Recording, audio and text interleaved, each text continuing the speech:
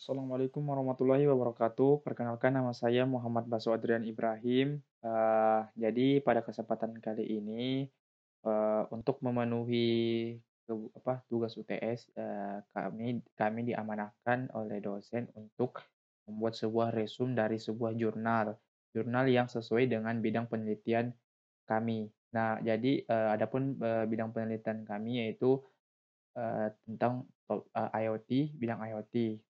Dan pada kesempatan kali ini jurnal yang kami dapat yang akan kami review yaitu, sangat, sesuai sekali dengan, bidang penelitian yang saya sedang teliti. Yaitu jurnal atau yang akan kami review itu judulnya Pengembangan Perangkat Lunak IoT Cloud Platform Berbasis Protokol Komunikasi HTTP. Jadi, ini dilakukan oleh Oki Bagus Pratama dan juga Bawi Yuga dan Amron K. pada tahun 2018. Jadi, jurnal pengembangan teknologi informasi dan ilmu komputer oleh Universitas Brawijaya. Jadi, jurnal ini sebenarnya, sebelum pengembangan perangkat lunak IoT Cloud Platform ini berbasis protokol komunikasi HTTP, sebelumnya itu ada penelitian tentang pengembangan perangkat lunak IoT Cloud Platform platform atau rancang bangun, platform IoT berbasis protokol komunikasi MQTT, juga dilakukan oleh Bawi Yuga, tahun 2018. Nah, di jurnal ini, yaitu dia membahas tentang pengembangannya dari awalnya itu menggunakan protokol komunikasi MQTT. Dan sekarang dikembangkan untuk menggunakan protokol komunikasi HTTP, seperti itu. Lanjut, jadi pendahuluan. Penelitian ini didasarkan oleh perangkat IoT yang semakin banyak dan bagaimana caranya agar perangkat-perangkat tersebut dikumpulkan, dikontrol, dan mengirimkan data melalui sebuah platform. Nah, permasalahan lainnya yaitu kapasitas penyimpanan dari perangkat IoT sendiri, itu komputasinya masih sangat terbatas, sehingga diperlukan integrasi sistem yang memiliki kemampuan komputasi yang lebih baik seperti berbasis cloud. Nah, secara garis besar, sistem ini dibagi berdasarkan penyelesaian dari masalah yang diangkat ke dalam 4 kebutuhan. Kebutuhan yang pertama yaitu jaringan komunikasi. Jadi, platform ini itu nantinya akan menyediakan layanan bagi, perangkat IoT untuk mengirimkan dan mengakses data melalui protokol HTTP. Jadi, protokol yang digunakan pada penelitian ini yaitu protokol HTTP untuk mengirimkan data-data, baik itu data sensor dan lain-lain. Kemudian web console. Web console itu menyediakan sebuah single page application atau sebuah interface untuk melihat data sensor dan memanajemen perangkat atau manajemen device. Kemudian keamanan. Nah, keamanan itu menyediakan layanan bagi perangkat IoT dan web client. Itu nanti akan mendapatkan sebuah token JWT atau JSON Web Token, digunakan untuk autentikasi dan otorisasi, serta registrasi pengguna. Jadi setiap pengguna itu akan diberikan, JSON Web Token JWT, token JWT. Nah, nantinya itu, didapatkan oleh masing-masing user. Jadi setiap, user lainnya itu tidak dapat mengakses data dari, user yang satu, seperti itu. Kemudian manajemen perangkat, ya seperti tadi layanannya itu memanajemi perangkat. Jadi dalam satu perangkat itu ada beberapa sensor-sensor mungkin. Nah, jadi, satu perangkat mungkin, device DHT ada beberapa sensor, data sensor. Nah, nantinya itu dimanajemen oleh, penelitian ini, seperti itu. Lanjut ke perancangan. Nah, perancangan ini ada 5 dalam jurnal ini, yaitu perancangan data model, data akses, autentikasi, manajemen perangkat, dan web console. Kita lanjut dulu ke, yang pertama, yaitu data model. Jadi perancangan ini menggunakan sistem basis data MongoDB. Ya, MongoDB itu salah satu database NoSQL yang berorientasi dokumen. Dan juga dalam MongoDB itu juga menggunakan, file atau kolom yang mempunyai tipe data masing-masing di setiap dokumen. Adapun skema basis data yang, memuat file itu yang berelasi itu bisa teman-teman lihat pada gambar. Jadi di sini ada tiga tiga apa ya, 3 collection istilahnya kalau dalam database. Dalam database MongoDB ada 3 collection atau kalau dalam anu biasa dikenal dengan table. Nah, dalam, collection ini ada, beberapa kolom yang memiliki tipe data masing-masing. Contoh yang pertama untuk data atau collection user, user collection. Jadi nanti user itu memiliki, ID, dari ID itu berupa objek ID, objek ada tipe datanya, kemudian ada username-nya, password, email, first name, sama apakah ini admin atau bukan. Jadi, nanti juga akan, ada user yang sebagai admin atau bukan, seperti itu. Tipenya dia itu integer, yaitu 1 dan 0. Sedangkan yang lainnya itu string. Kemudian nodes, nodes collection. Nodes ini sebenarnya dikasih nama nodes, sebenarnya itu adalah sebuah perangkat, istilahnya device. Jadi teman-teman bukan ini adalah device namanya nodes collection atau device collection.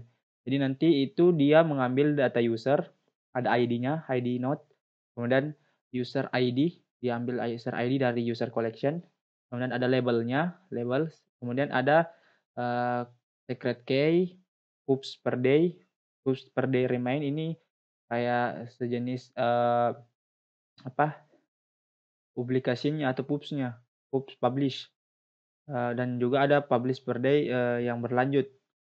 Kemudian apakah public atau tidak, jadi di situ nanti device-nya itu akan datanya akan dipublikkan atau tidak. Nah yang, collection yang ketiga yaitu ada sensor datas. Nah dari sensor datas itu nanti mengambil node ID-nya, node ID atau device ID. Kemudian ada ID tersendiri dan juga ada data sensor. Nanti sensor ini berupa objek UID. Jadi objeknya diambil dari mana? Dari ada di teman-teman lihat di bagian bawah sini itu sensor collection. Jadi nanti ada ID apa? ID dari sensor itu sendiri, kemudian ada labelnya. Label apa?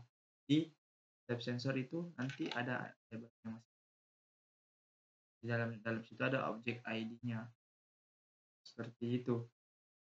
Kemudian, lanjut kita mengarah ke data akses, autentikasi, dan manajemen perangkat. Jadi, pada penelitian tersebut, ada request HTTP untuk data sensor. Jadi ada dua yaitu menggunakan metode GET. Yang pertama GET sensor datas, itu yang URL-nya sensor datas dengan yaitu fungsinya untuk mengakses data sensor berdasarkan pengguna. Kemudian sensor data /node ID. Jadi ini mengakses data sensor berdasarkan node ID-nya atau device ID-nya. Perangkat yang ada, misalnya mengakses data sensor temperatur dari device DHT misalnya, seperti itu. Kemudian ada juga request HTTP untuk autentikasi dan otorisasi. Jadi ini diperlukan untuk pengguna atau user. Jadi semuanya itu menggunakan metode POST. Jadi nantinya user untuk mendapatkan token itu ke perangkat IoT-nya dia menggunakan URL/nodeout. Ini untuk mendapatkan token perangkatnya atau device-nya setiap user, device atau perangkat yang dia buat itu nanti akan mendapatkan token akses juga. Dan juga untuk usernya sendiri juga memiliki token akses, yaitu dengan mengakses URL/user_out. Dan sedangkan untuk jadi ini yang /user_out itu sejenis kayak login ya juga. Kemudian untuk registrasi pengguna juga menggunakan metode POST dengan URL-nya itu /user. Jadi nanti untuk registrasi dia nanti menginputkan nama, nama, email, dan lain-lain, termasuk juga password. Jadi nanti di situ untuk registrasi pengguna digunakan untuk mendapatkan user ID setelah diregistrasi dan akan bisa login untuk masuk melihat device-nya atau data sensornya, data perangkatnya atau data sensornya. Kemudian yang ketiga yaitu HTTP request untuk manajemen perangkat. Bisa teman-teman lihat di tabel 3 yaitu di sini itu untuk memang khusus untuk manajemen perangkat. Yang pertama itu nodes atau devices, istilahnya node, dia istilahkan node di sini tapi sebenarnya device. Di device itu POS yaitu untuk membuat perangkat IoT. Misalnya kita buat tadi seperti yang saya bilang, kita mau buat perangkat atau device namanya DHT misalnya, device DHT. Jadi nanti kita kasih masuk nama device-nya misalnya DHT tadi, maka nanti kita arahkan ke akan ngedirect ke URL nodes seperti itu dengan metode POS. Sedangkan untuk melihat data-data device yang kita yang kita buat tadi, nanti kita bisa get. Jadi nanti setelah kita get menggunakan slash nodes juga tadi metode get, nanti semua data-data atau daftar perangkat device yang telah kita buat itu akan muncul semua. Misalnya tadi DHT, kemudian yang dibawa mungkin device selain DHT mungkin kayak rain sensor, misalnya automatic smart home misalnya device itu. Dia ada smart home satu, ada lagi juga DHT seperti itu. Kemudian yang ketiga itu untuk daftar mengakses daftar perangkat IoT device-nya itu berdasarkan node ID bisa juga kita dapatkan dengan URL-nya itu nodes dan /node ID. Sedangkan untuk mengubah data perangkatnya tadi, misalnya tadi DHT mau kita ubah jadi DHT22, maka kita gunakan metode put dengan URL-nya itu /node ID. Dan juga begitu pula untuk menghapus, kita ganti saja metodenya menjadi delete. Jadi seperti itu. Ini di bagian backend-nya istilahnya. Di bagian belakangnya itu yang mengatur seluruh data yang menggunakan HTTP request seperti itu. Kemudian selanjut itu kita di penelitian ini kita bisa lihat teman-teman web konsolnya. Jadi webnya seperti ini. Jadi yang pertama itu node list. Jadi semua device-device yang telah dibuat itu akan muncul seperti ini. Ada node 1, node 2, node 3 atau device 1, device 2, device 3. Seperti misalnya tadi saya buat DHT 11, kemudian DHT 22 seperti itu. Dan untuk membuat node baru atau device baru tinggal kita klik saja ini new node link. Nanti akan masuk ke halaman seperti ini.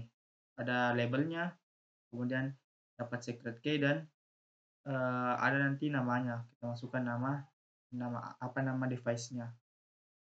Dan juga setelah mungkin kita untuk node detailnya bisa mungkin diklik kan ini baru daftar. Nah, ketika kita klik node 1 ini maka akan terlihat detailnya seperti ini.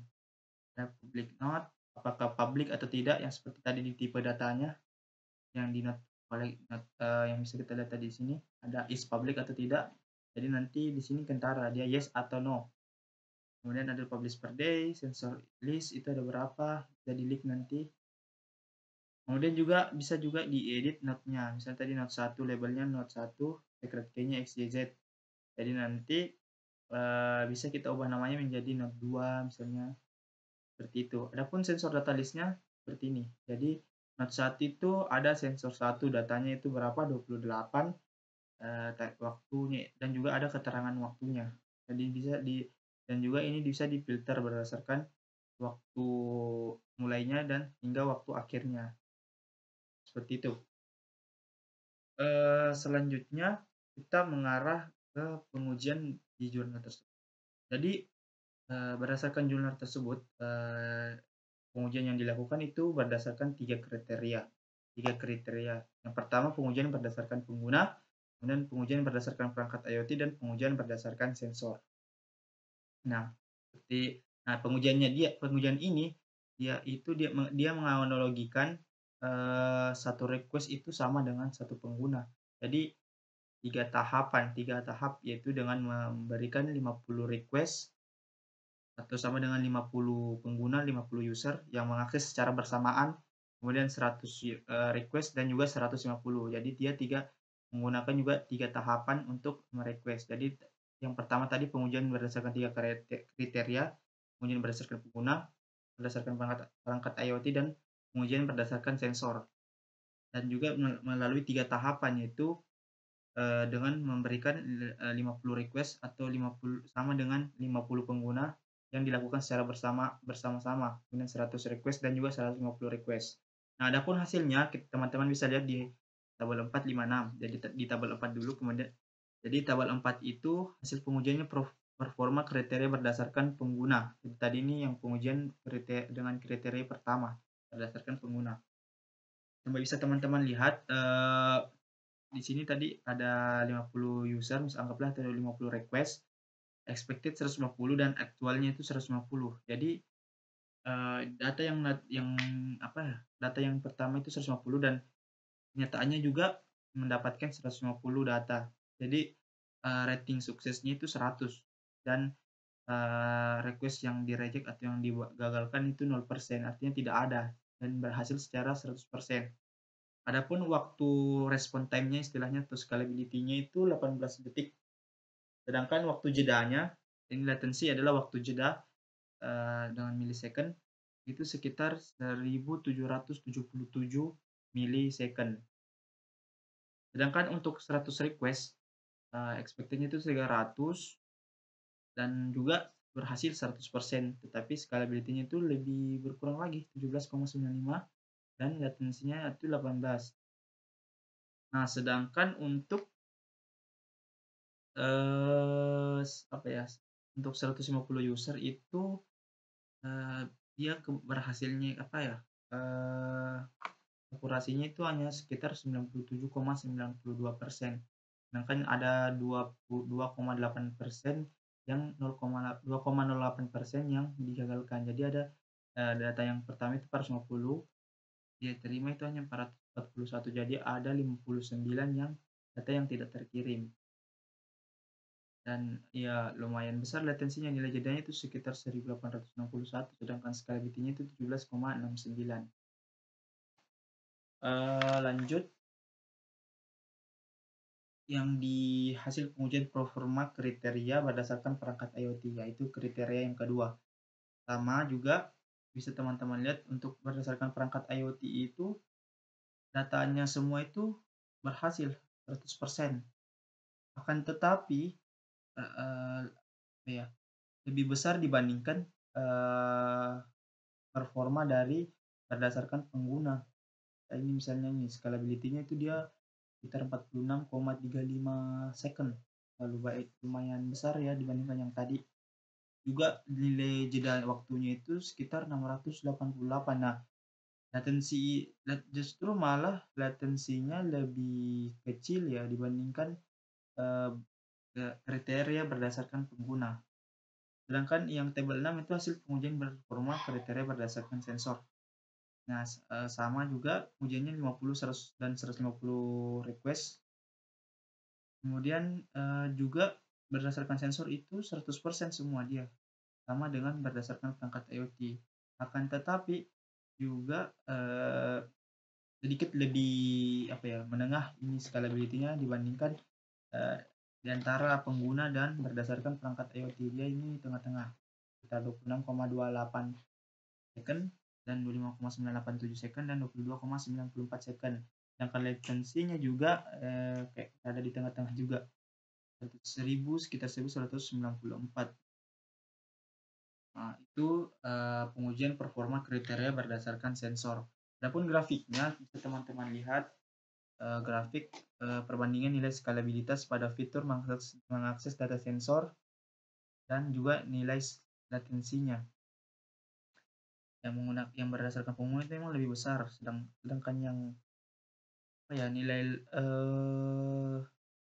berdasarkan kita lihat perbandingan nilai skalibilitasnya, yaitu nilai kriteria berdasarkan pengguna itu lebih kecil nilai skalabilitasnya dibandingkan nilai skalabilitas dari kriteria sensor dan kriteria perangkat IoT. Sedangkan grafik perbandingan nilai latensinya justru malah kriteria berdasarkan perangkat IoT yang lebih kecil dibandingkan dua kriteria yang lain seperti kriteria sensor dan kriteria pengguna. Jadi memang perangkat IoT itu apa ya, nilai latensinya itu agak memang lebih bagus dibandingkan karena dia, perangkat IoT kan biasa nilai latensi kan itu jeda jeda waktu. Nah, sedangkan, biasanya di dalam perangkat IoT itu pada microcontroller-nya memang itu dipasang sebuah, delay delay memang dalam perangkat IoT. Kalau bisa kita, konfigurasi dengan Arduino misalnya, biasa di microcontroller itu di-setting memang delay. Jadi, ketika kita mengirim data itu tidak serta-merta langsung request terus secara cepat. Jadi ada memang delay waktu ketika kita mengirim data menggunakan request HTTP dalam microcontroller itu, dia memasang memang jeda sekitar barang, 5 second atau 1 second, 2 second. Jadi, memang nilai latensinya memang agak lebih bagus berdasarkan kriteria perangkat IoT, eee, dan juga kriteria sensor. Sedangkan kriteria berdasarkan pengguna itu, lebih besar sekali. Nah, sedangkan yang berdasarkan nilai skalabilitas, kriteria pengguna yang lebih, lebih kecil nilai, waktunya, nilai skalabilitasnya, kecil second-nya karena ya seperti itu dia tidak menggunakan secara bersamaan dan tidak ada delay-nya. Jadi, skalabilitas itu lebih kecil dibandingkan nilai latensinya, seperti itu. Kemudian, grafik perbandingan nilai skalabilitas pada fitur mengirim data sensor. Sama, ini 150 itu lebih kecil nilai skalabilitasnya, sedangkan yang menggunakan nilai latensi itu 50 request itu lebih kecil daripada yang lain, seperti yang 100 user dan 150 user. Karena memang nilai skalabilitas dengan nilai latensi itu berbanding terbalik, teman-teman. Jadi mungkin dari sini kita bisa lihat analisis pengujiannya, dilihat dari atas hasil dari 50 dan 100 request sistem mengenangani permintaan tersebut dengan keberhasilan 100%. Sedangkan request yang dikirimkan berjumlah 150 terdapat 2,08% dan 1,78% request yang tidak tertangani untuk kriteria berdasarkan pengguna dan berdasarkan sensor. Nah, dari pengujian ini juga dihasilkan nilai skalabilitas dan latensinya, di mana skalabilitas merupakan respon time dari request yang diberikan, sedangkan latensi sendiri merupakan nilai jeda yang dibutuhkan untuk mengirimkan pesan dan pengirim ke penerima dalam jaringan komputer. Nah, seperti teman-teman lihat kan nilai jeda, jadi ada delay. Delay ya itu nilai latensi. Kenapa perangkat IoT tadi seperti saya jelaskan, kenapa di perangkat IoT itu lebih besar nilai teman-teman lihat perangkat IoT itu nilai latensinya itu lebih kecil, nilai jedanya itu lebih kecil dibandingkan nilai jeda yang kriteria pengguna karena memang di perangkat IoT itu sudah memiliki nilai jeda, jadi dia tidak tidak nilai jeda yang dibutuhkan itu nilai latensinya itu kecil karena sudah ada pada microcontroller, sudah diatur atau sudah di-set nilai latensinya. Sedangkan,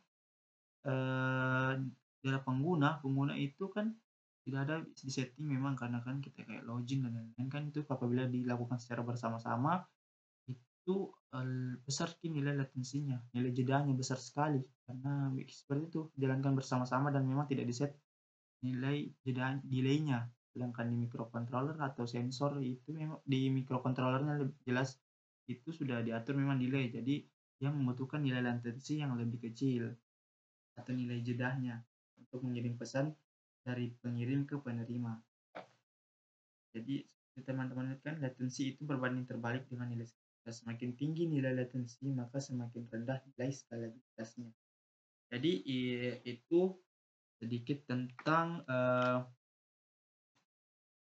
review jurnal tentang pengembangan perangkat lunak IoT Cloud Platform menggunakan protokol komunikasi HTTP.